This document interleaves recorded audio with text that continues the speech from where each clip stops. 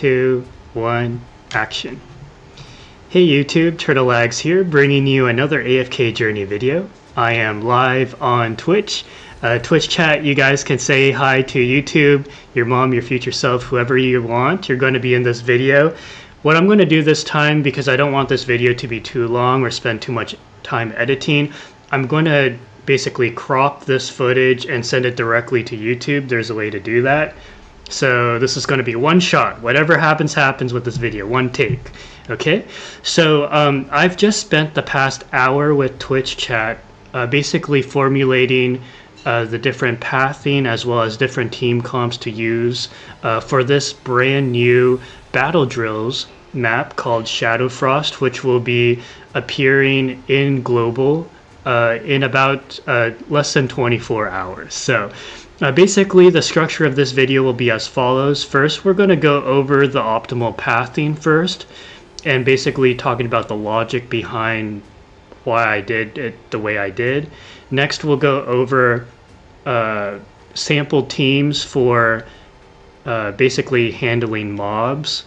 And then finally, we'll go over sample teams to use against Shadow Merrily, Shadow Aaron, and the Sarcophagus boss dude. So without further ado, let's begin. Now, I do have to thank Tokume for pointing out that the stamina usage as well as the way heroes are used in battle drills is going to be different this time around compared to any other battle drills we have in the past. For those of you guys who are probably aware by now, battle drills of the past, basically what you would do is you would start off with 10 hero slots, you would plop your heroes, and then you would need to gain more capture points in order to basically unlock the last 5 hero slots. And you would try to do it as soon as possible, preferably within the first day. That way you're maximizing, you know, just your advantage, right? But this time it's going to be a little different. I don't fully know the details, but basically what it seems to be now is that basically you have access to all the heroes, and every single hero in your account you can use up to a maximum of 9 stamina points. Basically, like, every run with a hero is 3 stamina points, but you can consume up to 9 per hero. It's not like you load up a hero and you're locked in to the stamina for that particular hero. And there's no more swapping in and out. So you cannot do the trick anymore where you plop Aaron, Arden, Parisa, bulldoze through the farming stages, rotate them out with some, you know, sacrifice or like some hero that, you know, you plan to use later but not right now, and then plop Aaron, Parisa, Arden again to use for another X amount of attacks. You can't do that anymore. But this doesn't really impact the pathing that much, although we did still optimize the capture points gathered along the way. That way, you're pretty much ahead of the curve every step of the way as you're competing against other guilds. Anyways, without further ado, let's begin. So first I want to talk about the pathing. As you can see on the right-hand side, I know my camera is covering it. I will have a visual of this in my Discord. The Discord link will be in the description below.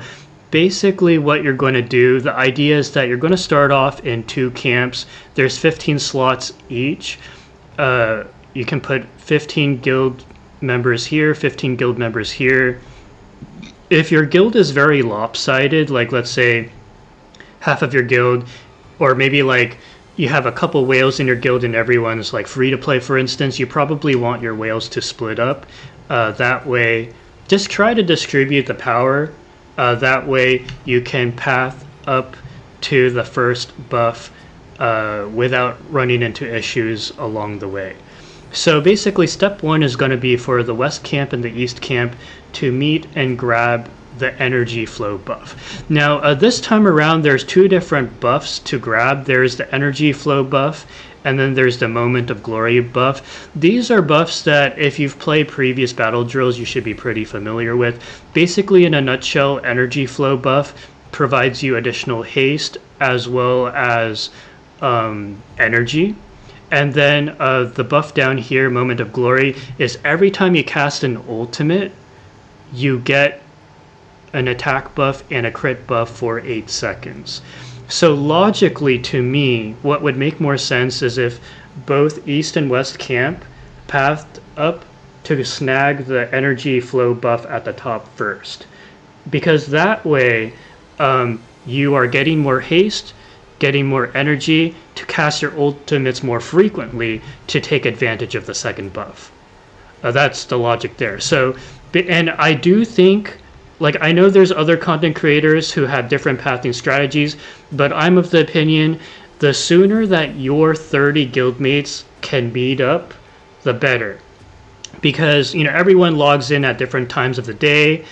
Your whales might be waiting, you know, to get their attacks in for Shadow Merrily and Shadow Aaron, which you're trying to path to as soon as possible. So anyways, step 1 in the green, both the West camp as well as the East camp are going to meet up and snag the energy flow buff. Next, now that you are together as one unit, we're going to path down. You can pick either the left or the right side. Just pick one side. I just arbitrarily chose the left. You pick the left, take down this camp, and snag the second buff, the Moment of Glory buff. That's denoted by the second path in blue. Grab the Moment of Glory buff. So at this point, you've grabbed both buffs. You're one unified guild.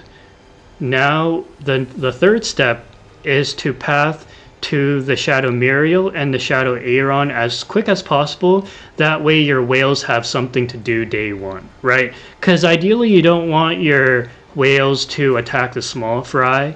You want them to hit the big dudes, right? So the fastest path, you can either do it one of two ways. You can either go from the bottom to Shadow Muriel, or you can go from the top to Shadow Aaron. But Twitch chat and I, we did a little bit of studying of the mobs in the different towers. And we decided that the bottom path was actually a little bit easier.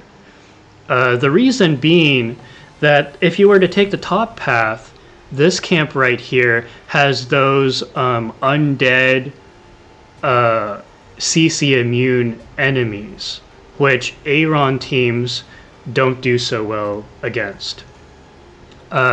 Whereas if you're going this path, the mobs here, they actually, if you crowd control them, they get crowd controlled for an additional 3 seconds. So, you know, if you're a very strong team or guild, it doesn't matter. But if you are, like, maybe your guild mates might struggle a little bit, you obviously want to take the easier path. So that's why we take the bottom.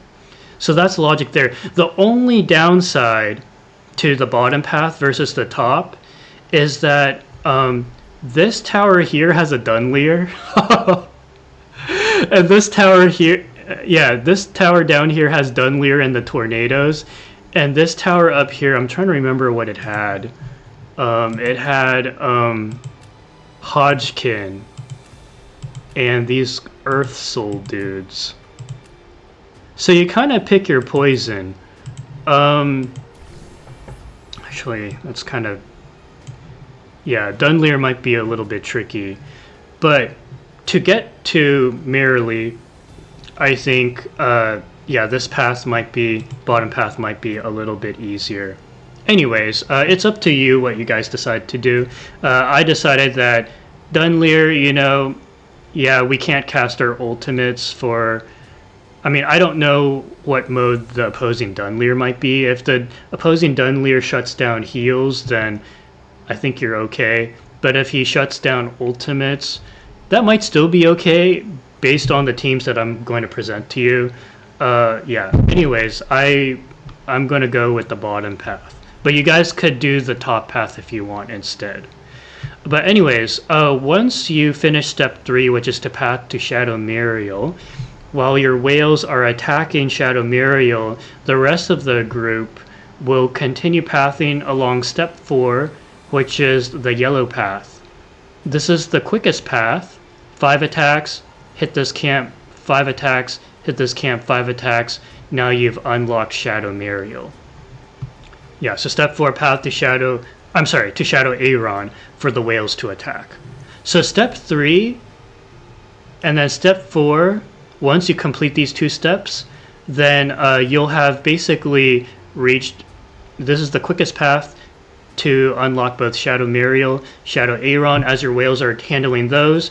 If you want to stay in the lead and maximize the amount of capture points you gain per stamina used, then it would be step 5. I know my camera is kind of blocking, but step 5 says path to the high capture point camps to maintain your lead.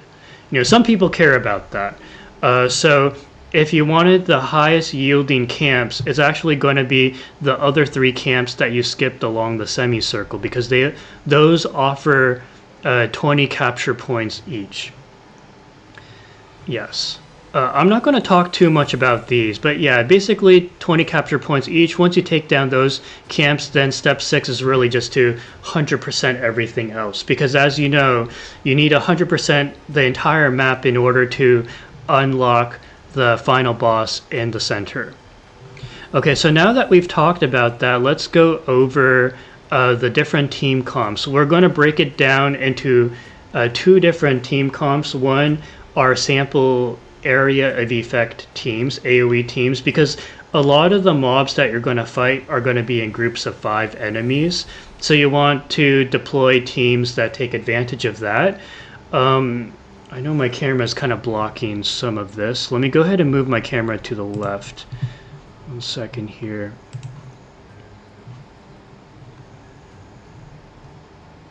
Webcam. Okay. We've already talked about the pathing, so I can block that. Okay, so now the AoE teams. I'm going to go through the logic. Basically, there's 3 different teams you can choose, and there's another variant right next to it. So you'll notice at the top, for instance, are 2 variations of Aaron teams. The middle is 2 variations of Pesto Rainier teams. And the bottom are 2 variations of Lightbearer teams that utilize Lucius, Cassidy, and what's her name? Sonia. I'm going to assume that all of you have Sonia. I know this might be a hot take, but if you care about Dream Realm, you probably at least started building Sonia. She's really good. You should build her if you haven't already. So I'm going to assume that everyone watching are building Dream Realm heroes, okay? And picked up the first 2 Celestial Hypogenes that you should pick up if you care about Dream Realm, which are Fresto and Rainier. I'm going to assume you have that minimum. If not, you know, you can comment in the comment section below, and you know, I'm more than happy to help you out with other alternatives. So basically, for the top here, you have Aaron, Damien, Arden, and then Carolina, and then it's up to you whether you want to go Bonnie or Parisa.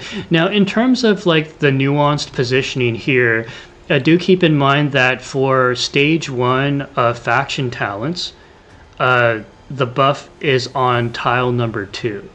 So Bonnie is probably going to be your main DPS if you're running this comp, and then Carolina probably will do the most damage if you're on this comp. Now you'll also notice that these formations all have Star Shard.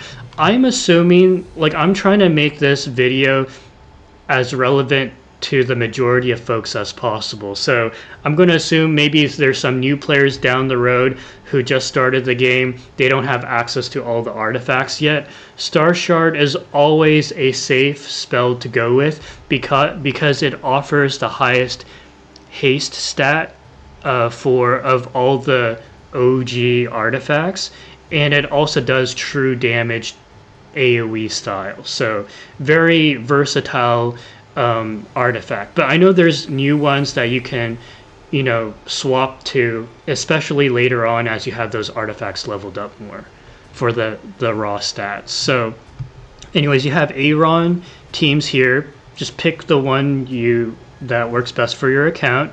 Next, I'm going to assume you have a Fresto and Rainier. Rainier only needs to be Mythic Plus. Fresto doesn't even need to be Supreme Plus either, because really, Fresto, you just need him for the tanking, as well as the damage mitigation from Fake Fresto and the energy generation boost from the main Fresto. I think you get those even without Supreme Plus.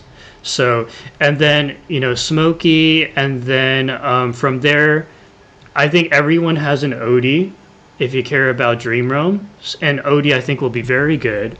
And then if you have a Tulane, you can run Tulane. So with this variation on the right, you will have the Celestial Hypogene faction talent boost. But if you don't have a Tulane, no problem. Ulsa is an excellent alternative, whether it's a bossing situation or an AoE situation, because she attacks quick, she can stun, and she you know, does decent damage.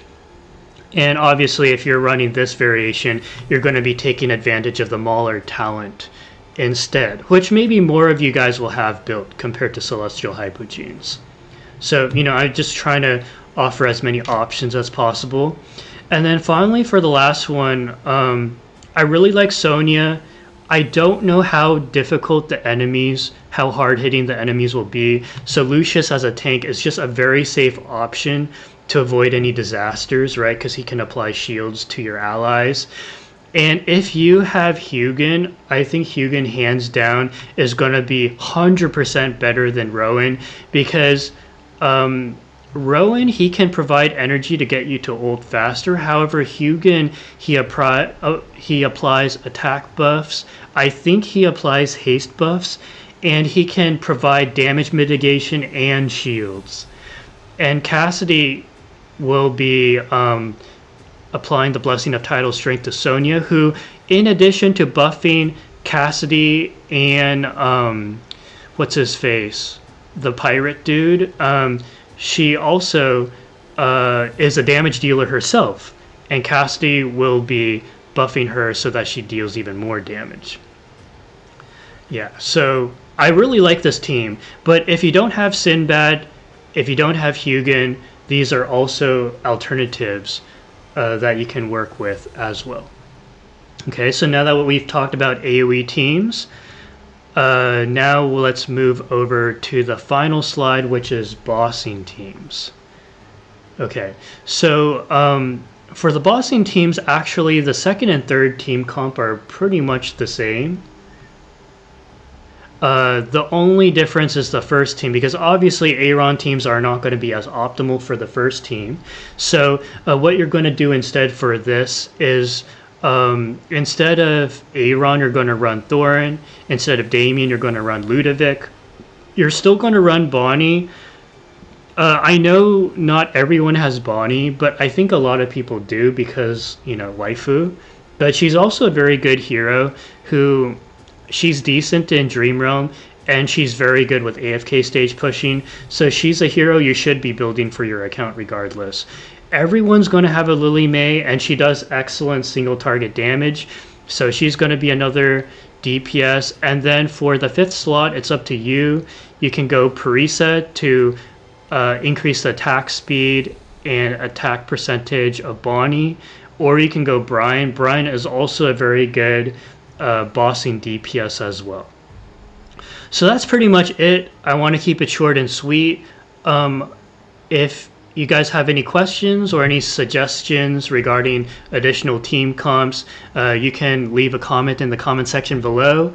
If there's any updates, maybe I'll film a second video, or you can hop onto my Twitch channel to get the latest updates. I plan to live stream pretty much every single day moving forwards, and I'll also pay a visit to Analytica every now and then to provide more feedback that way, because I know a lot of people get their team comps from Analytica. So thank you guys so much for watching, and I will see you in the next video. Take care, guys. Bye-bye. Alright guys, I'm done with the video.